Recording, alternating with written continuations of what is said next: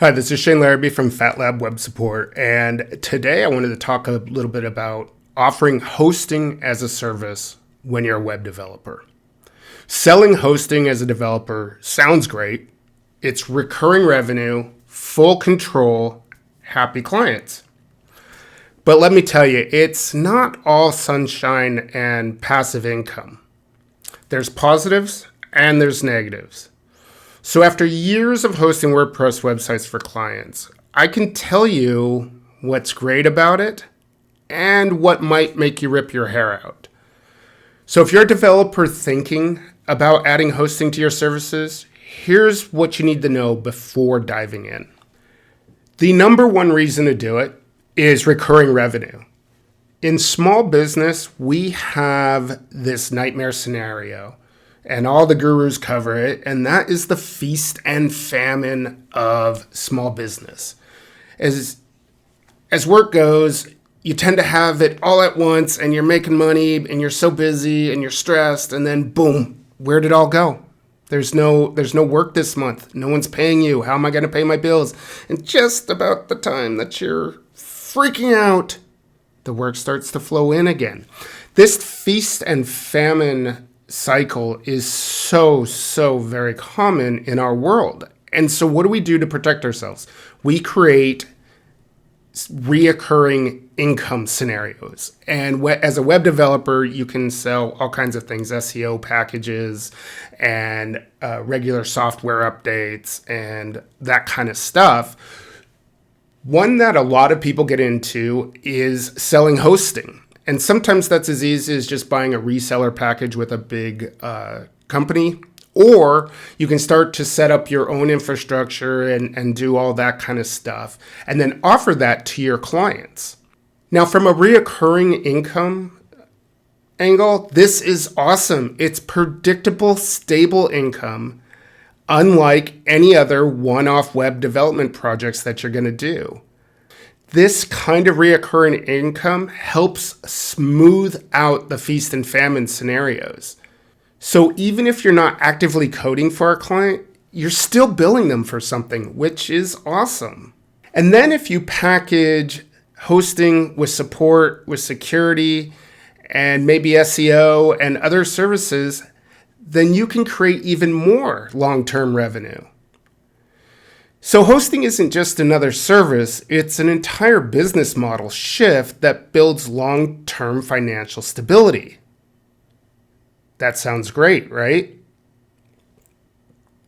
Well, one part that is absolutely great is that it means you control the entire environment. And if you've been a web developer long enough, I'm sure you've had a client call you and tell you that their website is slow or that they're unable to reach it, it's down or something. And if you aren't the host, you're kind of like, call your host. Not my problem. But clients don't accept that, and therefore it becomes your problem. So let's say they're hosting with a big boy like GoDaddy. Are you supposed to get on the phone with GoDaddy and know the customer pins and stay on hold for hours and argue back and forth whether or not the problem is on their side or your side? It can become a real time suck, and it's hard to charge for that time. So when you offer the hosting, you get to get rid of all those garbage hosting providers, which is awesome. Clients often pick bad hosting companies anyway because they're looking for something cheap, easy, and fast. So cheap shared hosting, outdated PHP versions, no backups, no security. That's a nightmare scenario if you're an organization's go-to web developer.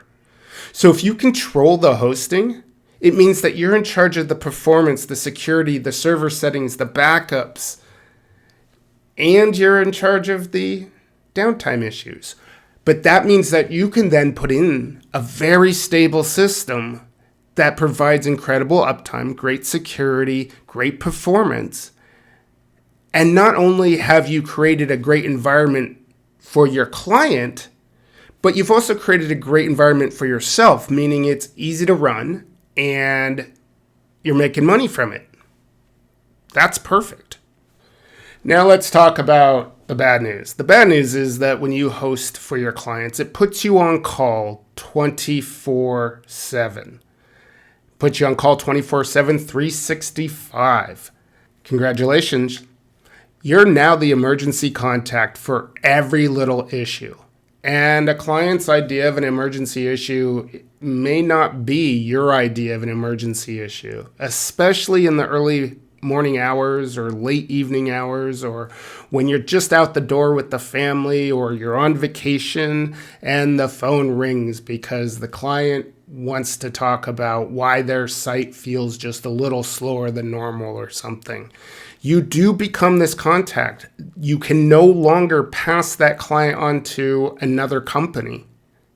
Clients expect you to be their first call if their sites go down or if they have a perceived problem. It doesn't matter if they installed a plugin and bombed out their site at 1 in the morning. You gotta fix it. Did they make a DNS change? That's your problem too. And sometimes they come up with problems that are not at all related to hosting, or at least web hosting. For example, I still get calls today asking about email issues. We don't even host email. We don't support email. It's not a thing we do. But clients don't know that. They know that you host something for them, and therefore you must be responsible for it. And it doesn't matter what time of day or whether it's a weekend and so on. So that 24/7 on-call part becomes real. Another con is that you are now competing with the big boys. And by that, I mean the GoDaddies and the Bluehosts of the world. And if you've watched any of my stuff, then you know I am not a fan.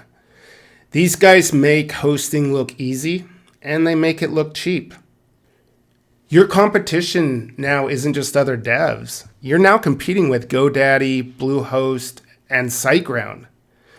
Not all clients are going to understand why your hosting costs $50, $100, $200 per month when they keep seeing advertisements for $5 a month hosting plans.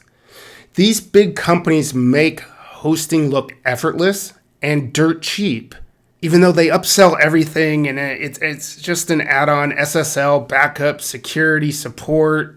It's a nightmare. Their support is awful. And oftentimes their services are slow and unreliable.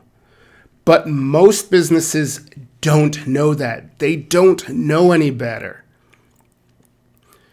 So your job isn't to compete on price, it's to compete on value. And if a client only cares about cost, let them go struggle with Bluehost support. Best of luck to them. Another negative here, and I don't mean to be a negative Nelly because I actually really do enjoy the hosting part of my business. It does create a nice stream of recurring revenue for us. So I think this video kind of became a little negative, and I think there are a lot of negatives, but I don't want to suggest that it's all negatives. But anyway, let's get back to it. Support can be a nightmare, or it can be a selling point. For us, it's a selling point.